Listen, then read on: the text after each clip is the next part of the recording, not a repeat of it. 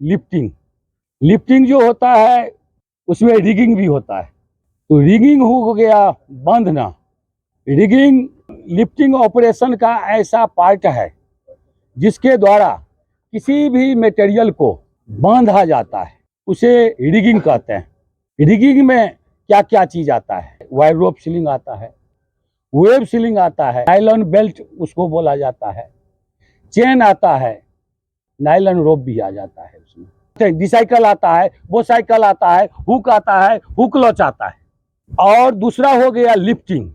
Lifting जो है mechanical operation का ऐसा पार्ट है जिसके द्वारा किसी भी मटेरियल को बांधने के बाद उठाया जाता है, उसको लिफ्टिंग बोला जाता है। वो लिफ्टिंग कौन कौन चीजों से होता है? तो हाइड्रा से होता है, क्रेन से होता है, विंच मशीन से होता है, चेन पुली ब्लॉक से होता है, टावर क्रेन से आता है, गंटरी क्रेन हो गया, मोबाइल क्रेन हो गया, हाइड्रोलिक जग सिस्टम हो गया। जो रिगिंग जो है उसमें क्या क्या खराबी आता है, उसको उसमें क्या क्या चेक करना है? सबसे पहले तो उसका TPI certificate, third party certificate, उसमें स्टेट गवर्नमेंट द्वारा अप्रूवल एजेंसी से उसको सर्टिफाइड किया जाता है, उसका सर्टिफिकेट आता है, जहां ये इक्विपमेंट जो है एकदम फुल्ली 100% कंप्लीट है। उसके बाद उसमें आइडेंटिफिकेशन कुछ नंबर रहता है, सेफ वर्किंग लोड लिखा हुआ रहता है, जो कितना इसका लोड कैपेसिटी है, ये सब पहचानने का तरीका है।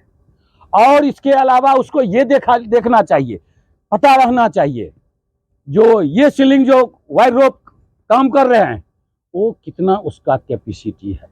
तो वायर रोप का कैपेसिटी होता है 8 इंटू D²। 8 गुने डी डाया होता है, D गुने D। मान लीजिए है उसका 25 mm हो गया, तो 25 गुने 8 गुने 8, तो वो आ जाता है 5000 kg।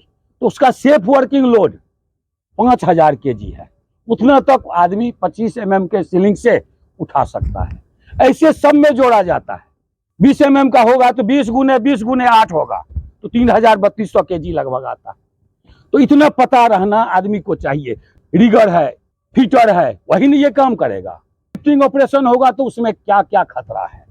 तो सबसे पहले जो मशीन लगेगा, हाइड्रा फराना क्रेन जो भी लगेगा, उसको पलटने का खतरा है।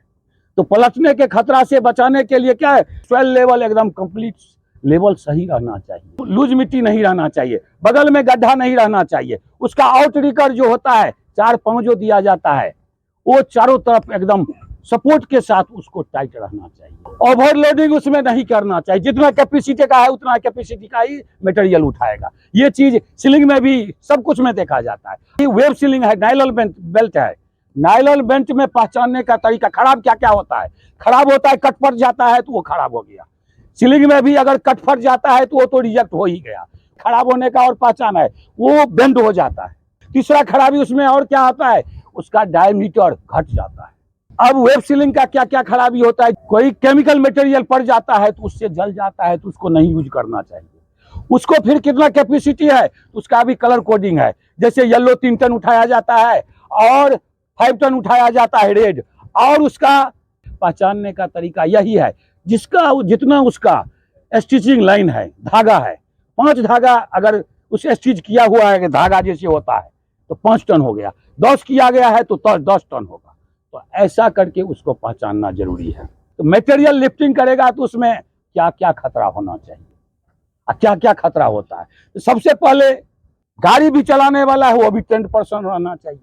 रिगर है, सिग्नल मैन है, फोरमैन है, वो भी 10% होना चाहिए। गाड़ी फिट रहना चाहिए, लिफ्टिंग इक्विपमेंट। अब क्या है तो उसको आदमी पर गिरने का खतरा है। गिरने से बचाने के लिए उसको सही तरीका से उसको बांधा जाएगा और टाइट करके बांधना जरूरी है। तीसरा है उसमें centre of gravity, beach position में उसको बांधना जरूरी है। और चौथा उसमें यह है दोनों बगल में गाइड रोप लगा हुआ रहना चाहिए। जहां सीलिंग फंसाएगा वहां पर हुक लॉच जो है, हुक लॉच का काम है किसी भी सीलिंग को ब्लॉक करके रखता है। इसके अलावा हो गया जहां लिफ्टिंग करेगा वहां पर बैरिकेशन होना जरूरी है और वहां एक आदमी खड़ा रहना जरूरी है। फ्लैगमैन रहेगा, सिग्नल मैन रहेगा सही, और सही से जो जिस तरीका से मैं बताया हूं उस तरीका से अगर उठाएगा तो कुछ भी गड़बड़ी नहीं होगा। इसके अलावा उसमें कलर कोडिंग होता है। कलर कोडिंग इसके लिए किया जाता है जो ये एकदम फुल्ली 100% कंप्लीट है, वो कलर कोडिंग किया जाता है साल में 4 बार, 3-3 महीना पर। अभी का कलर कोडिंग है, अक्टूबर नवंबर दिसंबर का है, ब्लू आता है।